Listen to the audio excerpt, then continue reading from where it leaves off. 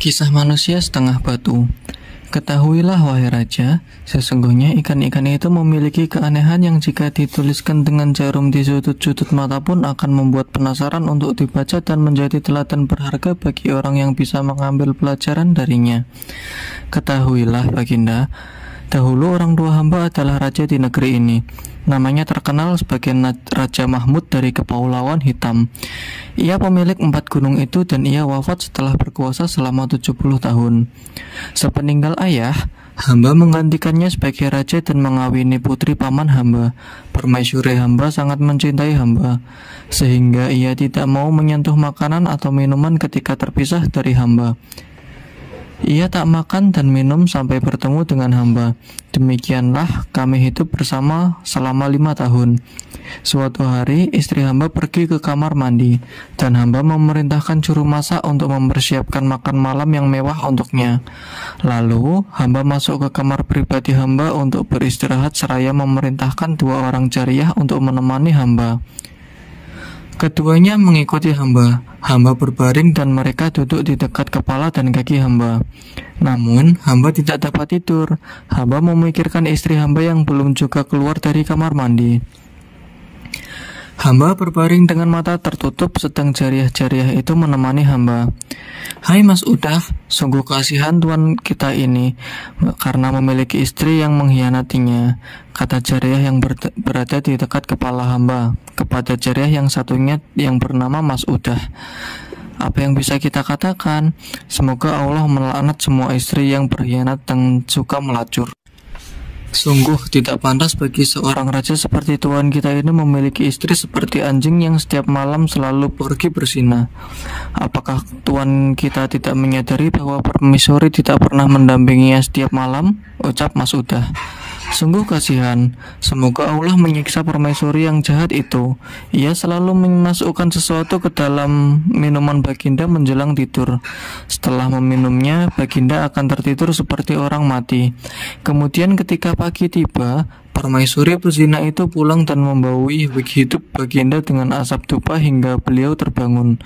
Ucap temannya Mas Udah. Saat mendengar percakapan kedua jariyah itu, hamba merasa sangat gusar dan tidak sabar menunggu datangnya malam. Ketika istri hamba kembali dari kamar mandi, makanan untuk kami telah disediakan. Namun kami hanya makan sedikit. Lalu kami beristirahat di kamar dan aku pura-pura meminum isi gelas yang tanpa sepengetahuan istri hamba telah kubuang. Hamba sudah merebahkan diri dan berpura-pura telah tertidur. Tidurlah, semoga engkau tak akan bangun selamanya. Demi Tuhan, aku tidak senang hidup bersamamu, kata istri hamba. Lalu istri hamba mengenakan pakaian, memakai wewangian asap dupa, dan pergi keluar istana dengan membawa pedang hamba.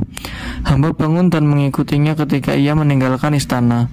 Di depan gerbang kota raja, ia mengucapkan kata-kata yang tidak hamba pahami. Seketika, kunci gerbang terjatuh dan pintu gerbang terbuka, maka ia bisa keluar dengan leluasa. Hamba terus mengikuti langkah istri hamba hingga ia tiba di sebuah lorong yang terbuat dari daun-daun pohon palma menuju ke sebuah bangunan berkubah yang terbuat dari batu bata. Setelah ia masuk ke dalam bangunan itu, hamba memanjat kubahnya. Ketika hamba melihat ke dalam, tampak istri hamba sedang berhadapan dengan seorang tua berkulit hitam berpakaian lusuh, duduk beralaskan jerami. Istri hamba bersujud di hadapannya. Kenapa engkau terlambat? Seluruh saudaraku sudah sejak tadi hadir di sini. Mereka berpesta dengan teman wanitanya masing-masing, sedangkan aku sendirian, dan aku tak akan mabuk bersama mereka jika engkau tidak datang, kata orang tua itu. Kekasihku, engkau telah mengetahui bahwa aku telah menikah dengan anak pamanku. Aku sangat benci kepadanya melebihi yang lain. Jika tidak karena cintaku kepadamu, aku tidak akan membiarkan matahari terbit sebelum menghancurkan kerajaannya dan membuatnya menjadi sarang hewan buas. Aku akan membuang jauh batu-batu bangunan istananya melewati Jabal Qaf, jawab istri hamba menenangkannya. Engkau adalah wanita pembohong, sergah kekasih istri hamba. Aku bersumpah demi dewa malam, Jika engkau tidak hadir di sini ketika saudara-saudaraku mengunjungiku, aku akan memusuhimu. Aku tak akan memenuhi syahwatmu. Sungguh, engkau adalah wanita laknat yang selalu mempermainkanku hingga aku menyerah di pelukanmu. Sungguh terkutuk. Saat mendengarkan percakapan mereka, aku seakan serba gelap dalam pandangan hamba. Hamba seperti kehilangan akal. Wahai kekasihku, belahan jiwaku, jika engkau memusuhiku, maka siapa lagi yang kumiliki? Jika engkau mengusirku, kemana aku akan pergi? Kata istri hamba sambil menangis dan memohon ampun kepada lelaki hitam itu. Beberapa saat kemudian, istri hamba terlihat gembira. Ia melepas pakaian luarnya. Kekasihku, apakah engkau memiliki sesuatu yang bisa dimakan? Tanyanya. Bukalah mangkok besar itu, makanlah sepuasmu, kata si lelaki hitam dengan ketus. Ketika istri hamba membuka mangkok besar, ia menemukan sisa-sisa tulang tikus.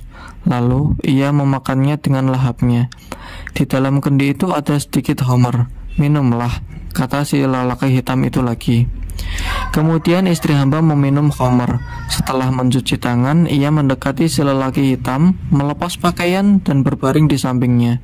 Keduanya berpelukan. Saat itulah hamba turun dari atas kubah dan langsung masuk melalui pintu.